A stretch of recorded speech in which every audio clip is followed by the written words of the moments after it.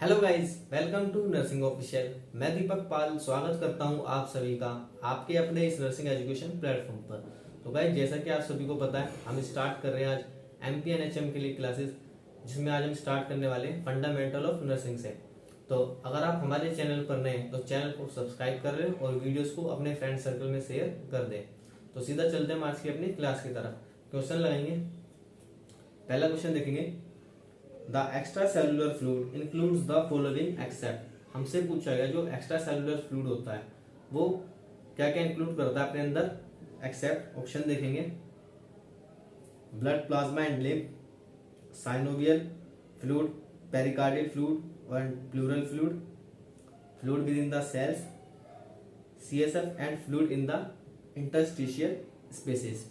तो बात करें हम फ्लूइड की, तो फ्लूइड की बात करें, जैसे ये सेल्स होते हैं अपनी बॉडी के अंदर, ये सेल्स हैं, तो जो फ्लूइड इन सेल्स के अंदर होता है इनको कहा जाता है intra cellular fluid. Intracellular fluid इनको हम कहते हैं इंट्रासेलुलर फ्लूइड। और जो आउटसाइड में होता है या जो कहीं जो टिश्यू में होता है, स्पेसिस में होता है, इनके बीच का जो स्पेस होता है सेल्स के, इनको कहते हैं extra cellular fluid. Extra cellular, तो जो फ्लूइड सेल के अंदर होता है इंटरसेलुलर, और जो आउटसाइड में होता है वो एक्स्ट्रा सेलुलर होता है। तो ये जो इसका एक रिलेशन होता है, जो एक्स्ट्रा सेलुलर फ्लूइड होता है और जो इंट्रासेलुलर फ्लूइड होता है, इसका एक रिलेशन होता है। वो रिलेशन ये होता है कि जो इंट्रासेलुलर फ्लूइड है ये 2/3 होता है। वही बात करें एक्स्ट्रा सेलुलर फ्लूइड, ये होता है 1/3, यानी जितना भी टोटल फ्लूइड है उसका 1/3 पार्ट एक्स्ट्रा सेलुलर फ्लूइड में होता है, और जो भी टोटल होता है उसका 2/3 यानी इंट्रासेलुलर फ्लूइड में होता है। तो 66% ये होता है, 33% ये हो सकता है, हम ये भी कह सकते हैं। तो ये जो एक्स्ट्रा सेलुलर फ्लूइड होता है इसका जो 80% जो पार्ट होता है वो क्या कहलाता है, इंटरस्टिशियल फ्लूइड, यानी जो जो सेल्स होते हैं उनके जो बीच में जो स्पेस होता है वो होता है इंटरस्टिशियल फ्लूइड। और जो 20% होता है एक्स्ट्रा सेलुलर फ्लूइड में वो होता है जैसे कि प्लाज्मा हो गया, हमारा लिम्फ हो गए, ब्लड वेसल्स, प्लूरल, तो ये सारे आते हैं 20% में। तो ऑप्शन देखेंगे, इसके अंदर क्या है, हमसे पूछा गया जो एक्स्ट्रा सेलुलर फ्लूइड को इंक्लूड नहीं करता, तो वो कौन सा होगा, वो ये वाला होगा, इंटरसेलुलर फ्लूइड। तो fluid within the cells, जो fluid within the cells है वो क्या होता है, वो इंटरसेलुलर होता है, तो यहाँ पर ये कंसिडर नहीं होगा। तो ऑप्शन नंबर सी यहाँ पर हमारा करेक्ट हो जाएगा, fluid within the cells. Next one बात करेंगे, क्वेश्चन नंबर 2 लगाएंगे स्क्रीन पे।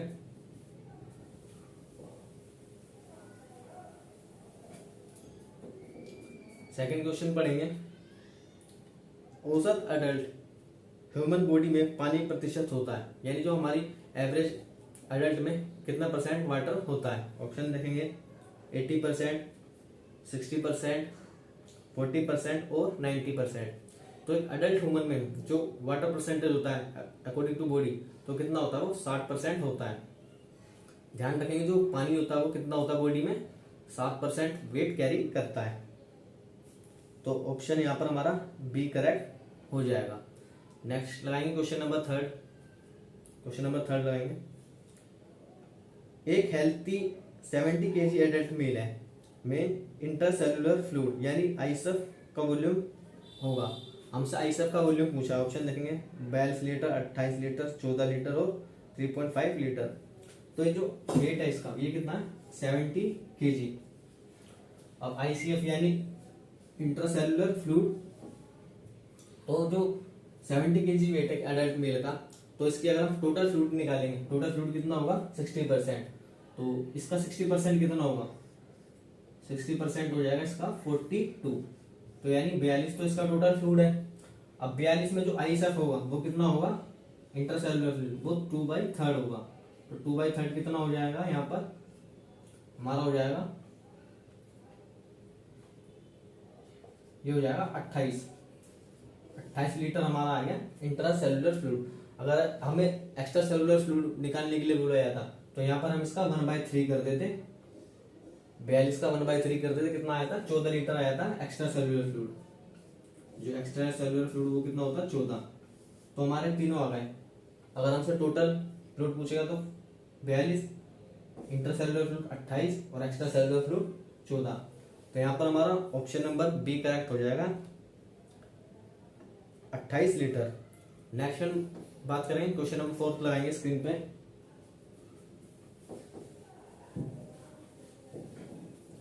क्वेश्चन नंबर 4 पढ़ेंगे।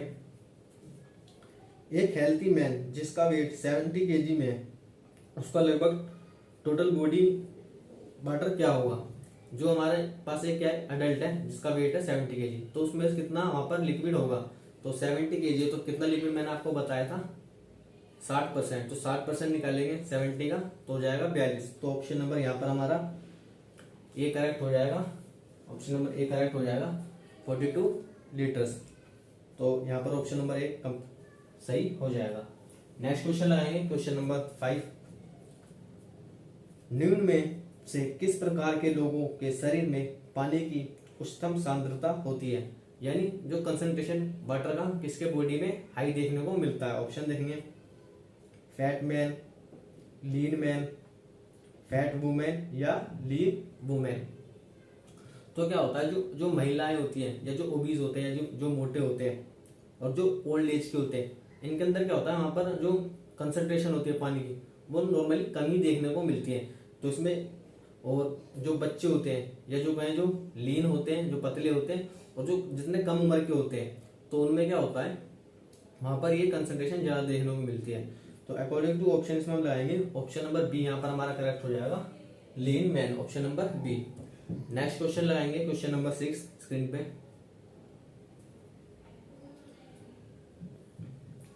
फ्लूइड वॉल्यूम डेफिशिएंसी के लिए सबसे अधिक रिस्क वाला क्लाइंट है।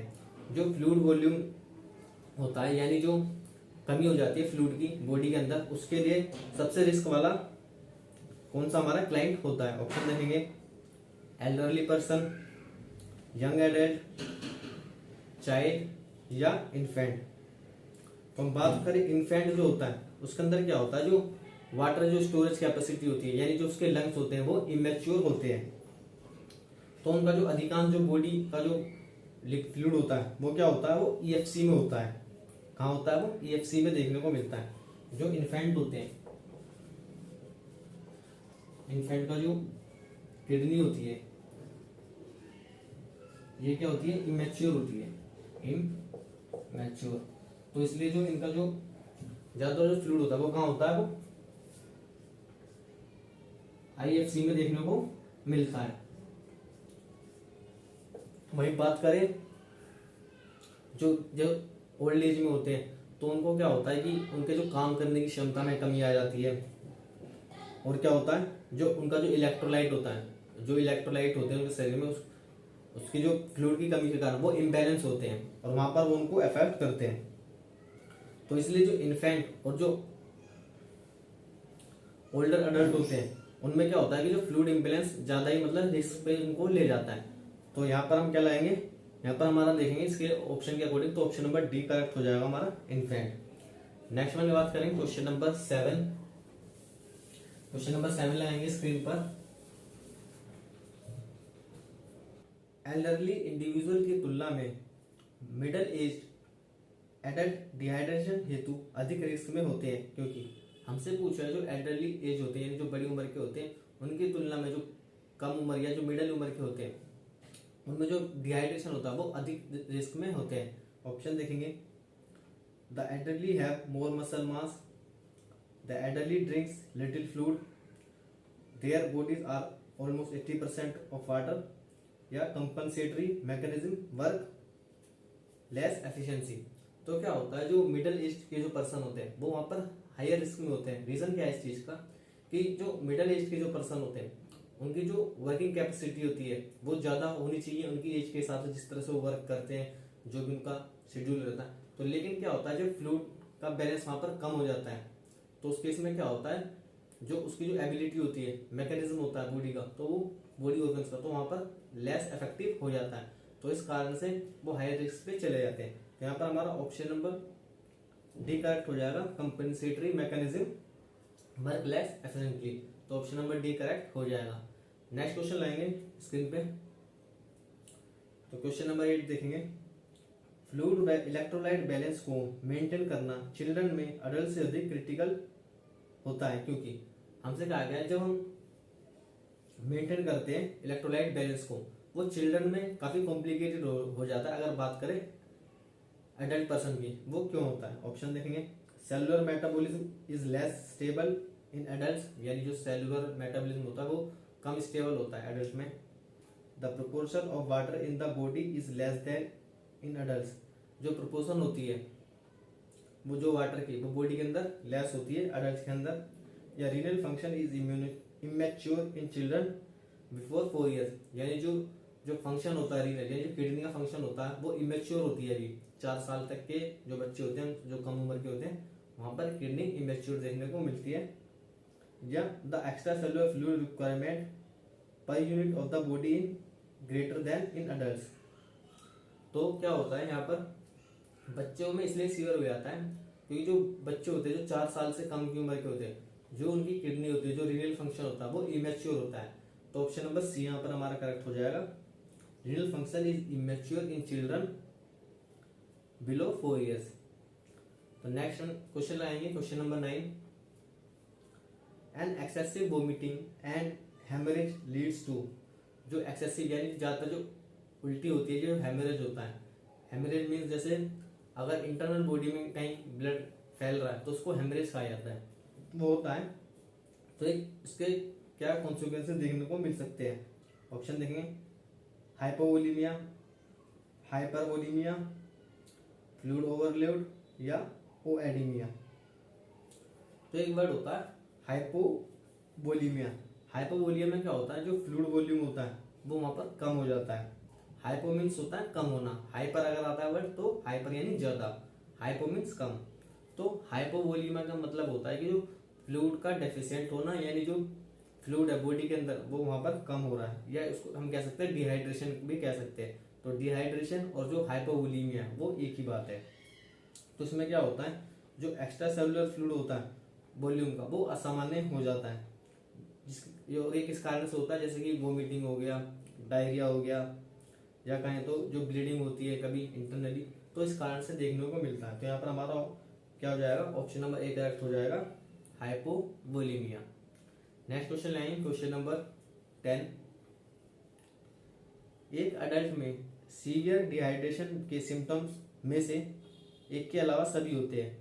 हमसे कहा गया जो सीवियर डिहाइड्रेशन होता है उसके जो सिम्टम्स होते हैं इनमें से ऐसा कौन सा जो इनका सिम्टम नहीं है? ऑप्शन देखेंगे, डिक्रीज थर्स्ट, डिजीनेस, वीकनेस या पैल्पिटेशंस।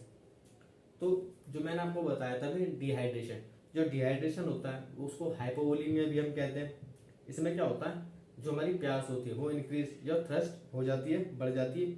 ओलीगूरिया देखने को मिलता है। ओलीगोयूरिया क्या होता है? इसमें क्या होता है कि जो टॉयलेट आता है वो हमारा कम आने लगता है, यानी बहुत कम हो जाता है टॉयलेट आना, तो उसको कहा जाता है ओलीगूरिया। वीकनेस देखने को मिलती है और डिजीनेस, डिजीनेस मीन्स होता है कि एक तरह से चक्कर आना या घबराहट पैदा होना, तो उसको कहा जाता है डिजीनेस। और वेट लॉस यानी जो वजन होता है उसमें कमी आ जाती है। और जो स्किन का जो इनकी स्किन को अगर आप टर्बिडिटी देखें तो वहां पर कम हो जाती है। तो जो क्या होता है जब बॉडी के अंदर जो फ्लूइड का लॉस होता है या जो फ्लूइड की कमी हो जाती है तो वहां पर क्या होता है एक सेलुलर डिसरप्शन देखने को मिलता है, जिसके कारण क्या होता है जो मेडिकेशन टॉक्सिसिटी हमारी शरीर के अंदर हो जाती है, क्योंकि इलेक्ट्रोलाइट इम्बेलेंस हो जाते हैं। तो उसके कारण क्या होता है कि जो हमारी बॉडी के अंदर रीनल फेलियर भी देखने को मिल सकता है और डेथ भी वो कोज कर सकता है सीवियर डिहाइड्रेशन में। तो हम देखेंगे इसमें ऑप्शन, प्यास तो डिक्रीज नहीं, प्यास तो बढ़ती है इसमें, तो इसमें ऑप्शन नंबर ए यहाँ पर हमारा करेक्ट हो जाएगा, क्योंकि डिजीनेस, वीकनेस और पैल्पिटेशन ये सारी चीजें हमारे को एक सीवियर डिहाइड्रेशन में देखने को मिलती है। तो ऑप्शन नंबर ए यहाँ पर हमारा करेक्ट हो जाएगा। नेक्स्ट लाएंगे क्वेश्चन नंबर 11,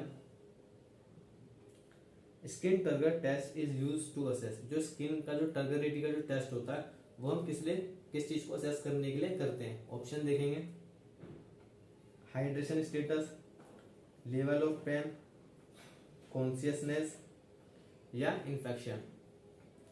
तो क्या होता है जो हाइड्रेशन का स्टेटस देखने के लिए क्या हम चेक करते हैं, हाइड्रेशन का जो स्टेटस चेक करने के लिए हम क्या करते हैं, स्किन की टर्गरिटी को चेक करते हैं। स्किन की जब टर्गरिटी को चेक कर सकते हैं तो कौन कौन सी साइड पे कर सकते हैं, हम कर सकते हैं यहाँ पर, जैसे क्लाविकल बोन है इसके पास से यहाँ से कर सकते हैं हम, इसकी जो ये होता है हमारा हाथ, इसकी बैक साइड पे कर सकते हैं और एब्डोमेन पर कर सकते हैं। ये 3 साइड होती है जिस पर हम इसको यूज कर सकते हैं।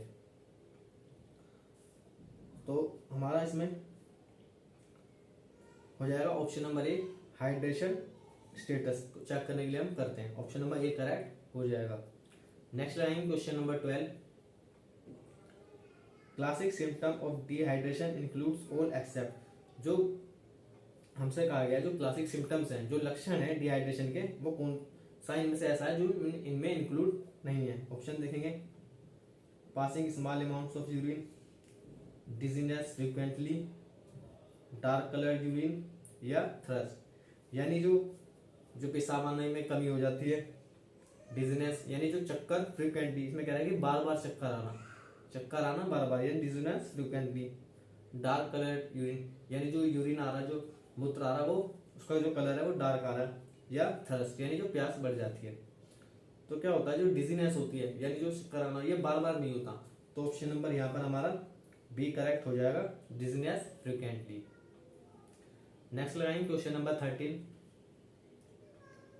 विच of the following is the first sign of dehydration, हमसे क्या कहा गया है कि इनमें से कौन सा ऐसा फर्स्ट साइन है जो डिहाइड्रेशन का है। ऑप्शन देखेंगे, tachycardia, poor skin turgor, restlessness, thirst and dark colour urine. तो जो सबसे पहले क्या होता है कि प्यास लगना, और जो हम यूरिन करते हैं उसका जो कलर वहां पर डार्क देखने को मिलता है। तो ये फर्स्ट साइन होता है किस चीज का, डिहाइड्रेशन का। तो ऑप्शन नंबर डी यहाँ पर हमारा करेक्ट हो जाएगा, thirst and dark colour of urine. Next line question number 14, all the following are features of severe dehydration except, हमसे कहा गया जो जितने भी फीचर है ये क्या है कि डिहाइड्रेशन के हैं, सीवियर डिहाइड्रेशन के, एक्सेप्ट इनमें से कौन सा ऐसा है जो नहीं है, डिले कैपिलरी रिफिल, संकल फोंटेनेल्स, ड्राई ओरल म्यूकस या अलर्ट मेंटल स्टेटस। तो डिले कैपिलरी रिफिल क्या होता है, जैसे हम ये हमारी उंगली अगर हम इसको यहाँ पे ऐसे प्रेस करेंगे और उसके बाद इसको हटाएंगे, अगर इसको रेड होने में दोबारा, पहले व्हाइट हो जाती है, रेड होने में अगर उसको ज्यादा समय लग रहा है तो उसको क्या कहा जाएगा, इसको कहा जाएगा डिले कैपिलरी रिफिल। तो ये भी एक साइन है, अगर ये स्लो वर्क कर रहा है कि किस चीज का, ये डिहाइड्रेशन का साइन है। नेक्स्ट बात करें संकन फोंटेनेल्स, जो संकन फोंटेनेल्स है ये यूज करते हैं जो चाइल्ड होते हैं उनके अंदर, हम यूज करते हैं इन्फेंट के अंदर, कि जो इन्फेंट के अंदर डिहाइड्रेशन को हम चेक करते हैं किसके द्वारा, संकन फोंटेनेल्स के द्वारा। भाई बात करें जो ड्राई ओरल म्यूकस होता है, जो ड्राई ओरल म्यूकस होता है ये क्या होता है, यहाँ पर जब हम सोते हैं तो क्या होता है, कभी कभी होता है कि मुंह खुला रहता है, या जो क्या करते हैं जो फ्लूइड ले रहे हैं वो बॉडी में वो सफिशिएंट अमाउंट में नहीं देते, तो उस कारण से क्या देखने को मिलता है, ड्राई ओरल म्यूकस हमारे को देखने को मिलता है। तो यहाँ पर हमारा ऑप्शन नंबर डी करेक्ट हो जाएगा। जो अलर्ट मेंटल स्टेटस है ये कहीं से भी इसका कोई भी ऐसा फीचर नहीं है डिहाइड्रेशन का, तो ऑप्शन नंबर डी यहाँ पर हमारा करेक्ट हो जाएगा। नेक्स्ट लगाएंगे क्वेश्चन नंबर 15 स्क्रीन पे, which of the following sign of dehydration, इनमें से कौन सा साइन है डिहाइड्रेशन का। ऑप्शन देखेंगे, dry skin, increase skin turgor, hypotension या डिक्रीज्ड यूरिन आउटपुट। तो जो साइन है डिहाइड्रेशन का वो क्या है, स्किन की टर्गरिटी का इंक्रीज करना। जैसे हम स्किन की टर्गरिटी चेक कर रहे हैं, जैसे हम करते हैं, तो अगर वो काफी स्लो वर्क कर रहा है वहां पर, हम टर्गरिटी चेक करें तो ये क्या है कि फर्स्ट साइन है ये डिहाइड्रेशन का। तो ऑप्शन नंबर बी यहाँ पर हमारा करेक्ट हो जाएगा। नेक्स्ट लगाएंगे क्वेश्चन नंबर 16 स्क्रीन पे लगाएंगे, निम्न में से कौन से साइन सिम्टम, निम्न में से कौन से साइन और सिम्टम हाइपोवोलीमिया के पेशेंट में हो सकते हैं।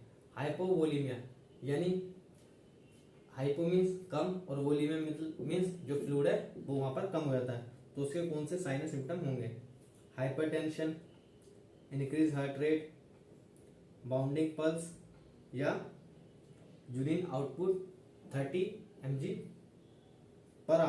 पर आवर। तो बाउंडिंग पल्स क्या होता है? बाउंडिंग पल्स से मतलब होता है कि जो आर्टरी में जो थ्रोम्बोसिस हो जाता है, एक स्ट्रॉन्ग थ्रोम्बोसिस बन जाता है आर्टरी के अंदर। वो किस कारण से? जो हार्ट बीट जब इंक्रीज हो जाती है, जो इंक्रीज का जो हार्ट बीट होती है वो कभी कभी क्या होता है एकदम जैसे इंक्रीज हो जाती है, तो उस कारण से क्या होता है कि कभी कभी आर्टरी में थ्रोम्बिन देखने को मिलता है, तो उसको कहा जाता है बाउंडिंग पल्स। तो इसमें क्या होता है, जो साइन और सिम्टम क्या है इसके हाइपोवोलीमिया के, ये होते हैं इंक्रीज हार्ट रेट। तो ऑप्शन नंबर बी यहाँ पर हमारा करेक्ट हो जाएगा, increase heart rate. Next line question number 17, निम्न में से कौन सी कंडीशन में क्लाइंट में फ्लश ड्राई स्किन होगी? हमसे पूछा गया इनमें से कौन सा कंडीशन में जो पेशेंट है उसकी जो स्किन वो फ्लश ड्राई स्किन देखने को मिलेगी? एडिमा, शोक, डिहाइड्रेशन या हाइपरवोलीमिया। तो ये क्या होता है, ये किस कारण से देखने को मिलती है? सबसे पहले बात करें, ये जो फ्लश ड्राई स्किन होती है ये क्या होती है? इसके अंदर क्या होता है, जो स्किन होती है हमारी उसके नीचे जो ब्लड वेसल होती है, वो जो ब्लड वेसल होती है ना वो काफी ऐसे फैल जाती है स्किन के साथ, और जो स्किन के साथ जब वो फैलती है इसके अंदर क्या है कि मतलब मोर ब्लड आ जाता है कंपैरिजन में, जो ब्लड पहले होता है उससे मोर ब्लड आ जाता है। तो इस कारण से क्या होता है कि वहां पर वो रेड रेडिश देखने को आपको वहां पे फील होगा। तो ये क्या होता है, इसको कहा जाता है फ्लश ड्राई स्किन। और जो फ्लश ड्राई स्किन होती है ये किसके कारण देखने को मिलती है? ये डिहाइड्रेशन के कारण देखने को मिलती है। तो ऑप्शन नंबर सी यहाँ पर हमारा करेक्ट हो जाएगा, डिहाइड्रेशन। नेक्स्ट वन बात करेंगे क्वेश्चन नंबर 18, निम्न में से कौन सी assessment finding extracellular fluid loss हेतु विशिष्ट टिपिकल है? यानी हमसे पूछा गया जो हम असेसमेंट करते हैं, जब फाइंडिंग करते हैं तो जो सेलुलर फ्लूइड लॉस होता है वो कौन सा इसमें टिपिकल है? ऑप्शन देखेंगे, distended jugular vein, elevated haemostatic level, rapid steady through pulse और इंक्रीज सीरम सोडियम लेवल। तो सबसे पहले हम बात करेंगे इसके अंदर देखेंगे जो डिस्टेंट जुगुलर वीन है। डिस्टेंट जुगुलर वीन क्या होता है, जो एक वीना कावा होती है हमारी लार्ज वीन होती है, तो वहां पर क्या होता है जो प्रेशर बढ़ जाता है, जब प्रेशर होता है तो क्या करता है जो जो डीऑक्सीजनेटेड ब्लड होता है उसको कैरीज करके वापस कहाँ ले आता है? हार्ट में ले आता है। जब वो ले आता है तो इसके कारण से क्या होता है, हमारी जो नेक होती है इसमें जो नेक की एक नस होती है, वीन होती है, तो वहां पर हमारे को एक बल्ज देखने को मिलता है, तो उसको कहा जाता है डिस्टेंटेड जुगुलर वीन। वही बात करें नेक्स्ट, एलिवेटेड हीमेटोक्रिट लेवल। जो एलिवेटेड हीमोक्रेटिक लेवल क्या होता है, जो आरबीसीज होती है ब्लड के अंदर उनकी मात्रा वहां पर बढ़ जाती है, तो इस चीज को क्या कहा जाता है? इसको कहा जाता है एलिवेटेड हीमोक्रेटिक लेवल। नेक्स्ट में बात करेंगे रैपिड 3D पल्स। तो रैपिड 3D पल्स क्या होती है? ये वो होती है जैसे मान लो जब हम पल्स देखते हैं तो पल्स डिसअपेयर हो जाती है, यानी उसको डिफिकल्ट हो जाता है हमारे को फाइंड करने के लिए, वो फील नहीं हो पाती है, तो उसको कहा जाता है रैपिड 3D पल्स। तो ये काफी टिपिकल होती है, तो ऑप्शन नंबर हमारा सी यहाँ पर करेक्ट हो जाएगा, रैपिड 3D पल्स। नेक्स्ट में बात करेंगे क्वेश्चन नंबर 19, निम्न में से कौन सा फ्लूइड वॉल्यूम डेफिसिट के बारे में सही नहीं है? हमसे पूछा है जो फ्लूइड की जो वॉल्यूम में कमी आ जाती है, जो डेफिसिट वहां पर हो जाता है, उसके बारे में ऐसा कौन सा कथन है जो सत्य नहीं है? ऑप्शन देखेंगे, acute loss of 0.5 kg of body weight in response to 500 ml of fluid loss, a postural hypotension of 50 mmg, hydrogen indicates fluid volume deficit, evaluation of tongue turgor is more valid than skin turgor, urine specific gravity is 1.010। तो क्या होता है जब loss होता है body के अंदर, तो इसकी बात करें जब 0.5 kg का बॉडी का वेट अगर हमारी बॉडी में से हो रहा तो वहां पर जो 500 ml मिलीलीटर वहां पर जो फ्लूइड का उसको लॉस होना ही होना। इसके बारे में आगे क्वेश्चन आएगा, उसके बारे में मैं आपको बताऊंगा। भाई बात करें जो हाइपोटेंशन की बात है, तो जो जब 55 mmHg का जो इंडिकेट्स होता है वो वहां पर क्या करता है, बॉडी का फ्लूइड वहां पर डेफिसिट को वो साइन देता है। तो जो इवेल्युएशन करते हैं जो टंग का जो टंग, जो टंग की जो टर्गरिटी चेक करना, तो पहली बात तो इम्पॉसिबल है और ये अनलीगल भी है, तो इसलिए ऑप्शन नंबर हमारा यहाँ पर सी करेक्ट हो जाएगा। Evaluation of tongue turgor is more valid than skin, तो ये यहाँ पर गलत है, तो ऑप्शन नंबर सी हमारा करेक्ट आंसर हो जाएगा। नेक्स्ट लाइन क्वेश्चन नंबर 20 लगाएंगे। क्वेश्चन नंबर, नर्स एक एक्यूट किडनी वाले पेशेंट की केयर कर रही है। नर्स को निम्न में से कौन सी एक्शन को पेशेंट के फ्लूइड बैलेंस को मोस्ट एक्यूरेटली असेस करने के लिए लेनी चाहिए। हमसे पूछा है, एक नर्स है जो असेस कर रही है एक पेशेंट को जो कि किडनी से इंजर है, जो पेशेंट है वो किडनी से इंजर है, और निम्न में से कौन से एक्शन पेशेंट के लिए फ्लूइड बैलेंस को, वहां का जो फ्लूइड बैलेंस उसको वहां पर पेशेंट का करना है, तो उसके लिए कौन सा एक्यूरेटली एक्सेस करना हो चाहिए। ऑप्शन देखेंगे, document boiling assessment pattern, obtain daily wait, review laboratory studies, या ऑब्जर्व स्किन टर्गरिटी। बताइए। तो जैसा कि बताया गया क्वेश्चन में, किडनी से इंजर वाला पेशेंट है, तो जो फ्लूइड वॉल्यूम के लिए जो हाई रिस्क पे ये रहता है, तो इसके अंदर क्या होगा, जो डेली वेट करने वाला जो असेसमेंट है वो यहाँ पर हमारे को हमेशा लेना चाहिए। तो ऑप्शन नंबर हमारा यहाँ पर देखेंगे, ऑप्शन नंबर बी करेक्ट हो जाएगा, ऑब्टेन डेली वेट। नेक्स्ट में बात करेंगे, क्वेश्चन नंबर 21 लाएंगे स्क्रीन पे। Fluid balance is best monitored by, जो फ्लूइड बैलेंस होता है वो किसके द्वारा अच्छे से मॉनिटर किया जाता है। Daily weight, skin turgidity, capillary refill, या इनटेक एंड आउटपुट। तो जो फ्लूइड बैलेंस का जो हम मॉनिटर करते हैं वो सबसे बेटर हम किससे कर पाते हैं, वो हम कर पाते हैं इनपुट और आउटपुट से। किससे कर पाते हैं हम, इनपुट और आउटपुट से। तो ऑप्शन नंबर डी करेक्ट हो जाएगा, इनपुट एंड आउटपुट।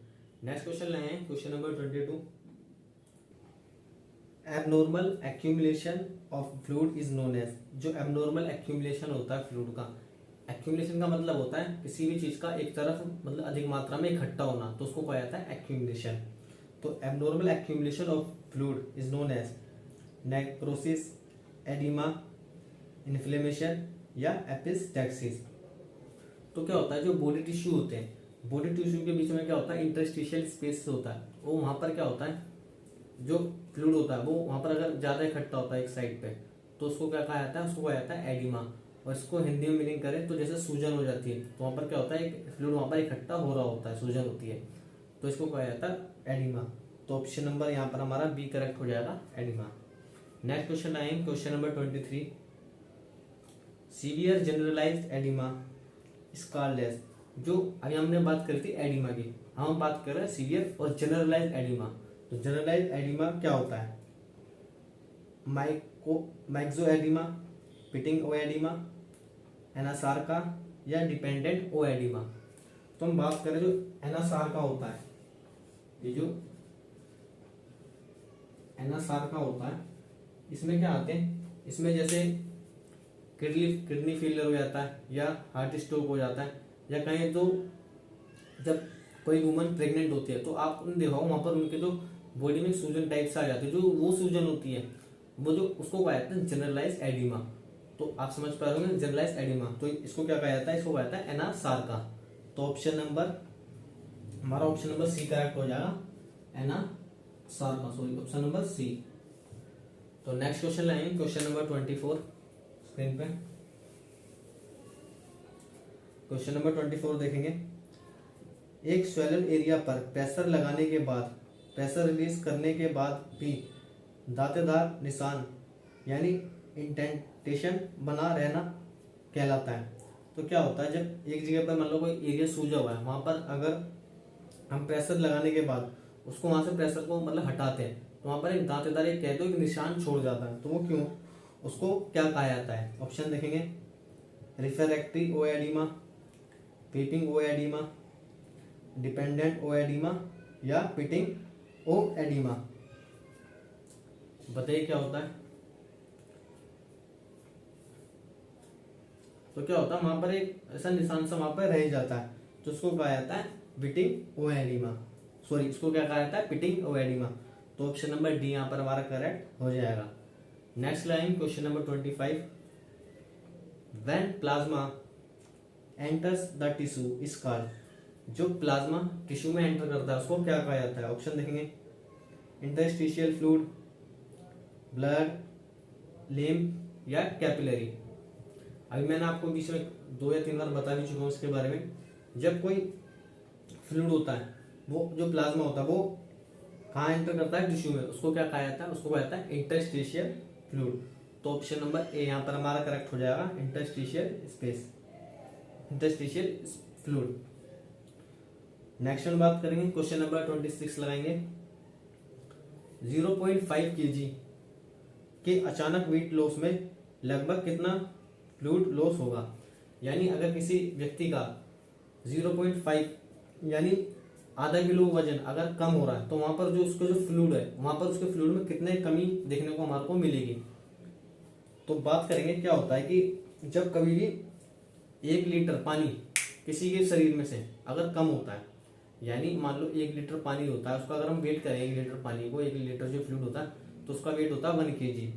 तो इसलिए क्या होता है, जब भी कभी, और जो पानी की जो स्पेसिफिक ग्रेविटी कितनी होती है वो हमेशा एक ही रहती है। ध्यान रखेंगे, जो फ्लूइड होता है यानी जो वाटर होता है उसकी स्पेसिफिक ग्रेविटी कितनी रहती है? तो 1। तो क्या होता है, जब भी कभी 500 यानी अगर किसी के शरीर में से अगर 1 लीटर वेट कम हो रहा है, सॉरी मतलब 1 किलो वजन कम हो रहा है, तो वहां पर कितना उसका जो फ्लूइड वॉल्यूम है वहां पर कम देखने को मिलेगा। सपोज ये है, अगर कम हो रहा है 1 kg वेट किसी का, और एक का हो रहा है 0.5 यानी आधा किलो kg वेट कम हो रहा है, तो यहाँ पर बताइए बॉडी तो जो फ्लूइड लॉस कितना होगा? 1 kg के केस में कितना होगा? 1000 ml, और इसका होगा 500 ml। तो आप समझ पा रहे होंगे ये इसका रेशियो रहता है। तो इस केस में कितना होगा?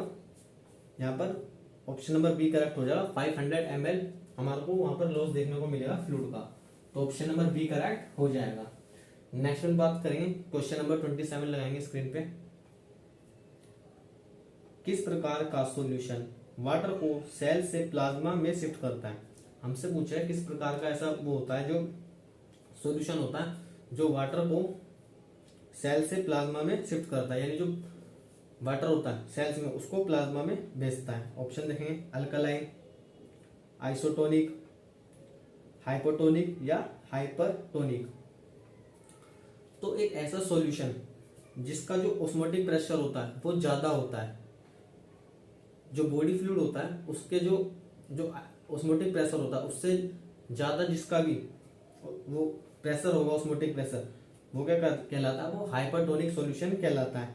हाइपरटोनिक सॉल्यूशन क्या होता है? हाइपरटोनिक सॉल्यूशन हम उसको कहते हैं जो सेल्स में से पानी को रिलीज कर ले, जो सेल्स में से पानी को रिलीज कर ले उसको क्या कहते हैं? उसको कहते हैं हाइपरटोनिक सॉल्यूशन। तो और उसको उससे क्या बनाता है? वो प्लाज्मोलाइसिस उसका करता है। तो ऑप्शन नंबर यहाँ पर हमारा डी करेक्ट हो जाएगा, हाइपरटोनिक। नेक्स्ट क्वेश्चन लाएंगे, question number 28, loaded in a patient में कोस, जो फ्लूइड ओवरलोडेड हो जाता है किसी पेशेंट में तो वो क्या वहां पर कॉन्सिक्वेंसेस कर सकता है? ऑप्शन देखेंगे, angioedema, peripheral oedema, pulmonary oedema या सेरिब्रल एडिमा। तो क्या होता है, ये कोज कर सकता है पल्मोनरी एडिमा। अब पल्मोनरी एडिमा क्या होता है? पल्मोनरी एडिमा होता है जैसे कि मान लो जो स्पेसिस ऐसे हैं जहां पर कि एयर स्पेसिस होते हैं, यानी जहां पर हवा होनी चाहिए, तो वहां पर भी क्या होता है? हमारा फ्लूइड वहां पर फिल हो जाता है, तो उस कंडीशन में पाया जाता है पल्मोनरी ओ एडिमा, सॉरी पल्मोनरी एडिमा। तो इसमें क्या होता है, जो आपने को मैंने बताया था अभी बाउंडिंग पल्स, बाउंडिंग पल्स क्या होता है? जो थ्रोम्बोसिस जम जाते हैं जैसे आर्टरी में, तो वो कंडीशन यहाँ पर देखने को मिलती है, और बीपी रेज होता है, तो ये सारी कंडीशन देखने को मिलती है। तो बात करेंगे हम जो ये जो फ्लूइड ओवरलोडेड वाली बात है, जब फ्लूइड ओवरलोडेड होता है तो इसके जो फ्लूइड ओवरलोड होता है इसके जो 2 ऐसे इफेक्ट मतलब कोज हैं वो जो आपको हमेशा दिखेंगे। एक तो है CHF, एक तो देखने को मिलेगा आपको हमेशा CHF, और दूसरा मिलेगा कॉम्प्लिकेशन इसका pulmonary oedema.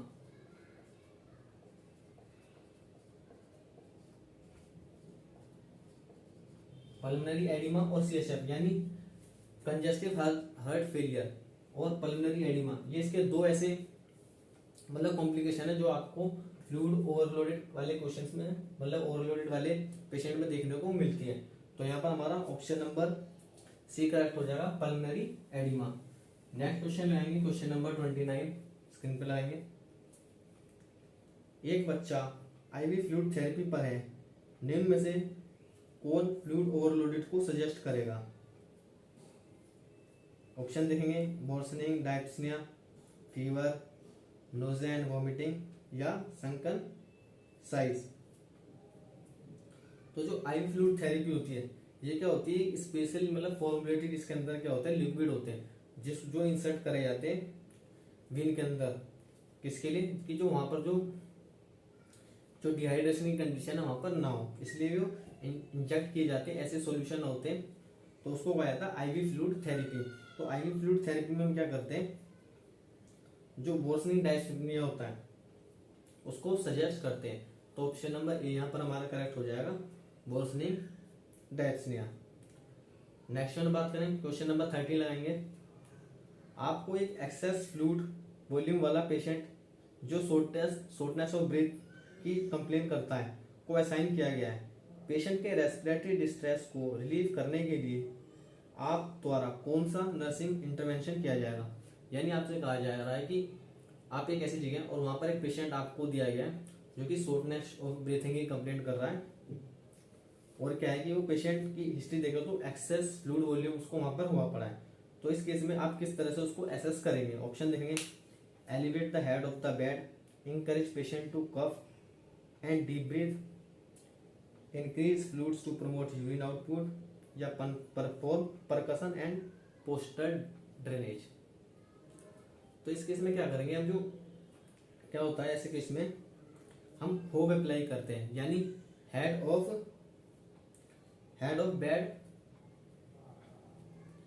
Of bed elevation इसमें अप्लाई करेंगे। हेड ऑफ बेड एलिवेशन में क्या होता है, ये जनरली यूज होता है, एक मैकेनिकल टेक्निक है जो हम शॉर्टनिंग ऑफ यानी जो रेस्पिरेटरी डिस्ट्रेस वाले पेशेंट होते हैं उनमें हम इनको अप्लाई करते हैं। तो ऑप्शन नंबर यहाँ पर हमारा ए करेक्ट हो जाएगा, elevated the head of bed. तो गाइस ये थे हमारे आज के 30 क्वेश्चन। आई होप आप सभी को क्लास पसंद आ रही होगी। तो दोस्तों आज ये मेरी फर्स्ट क्लास थी इस तरीके से। तो अगर आपको अच्छी लग रही हो तो चैनल को सब्सक्राइब करें और अपने ज़्यादा से ज़्यादा दोस्तों में इस वीडियो को शेयर करें, और अपना फीडबैक देने के लिए कमेंट में हमें जरूर दें।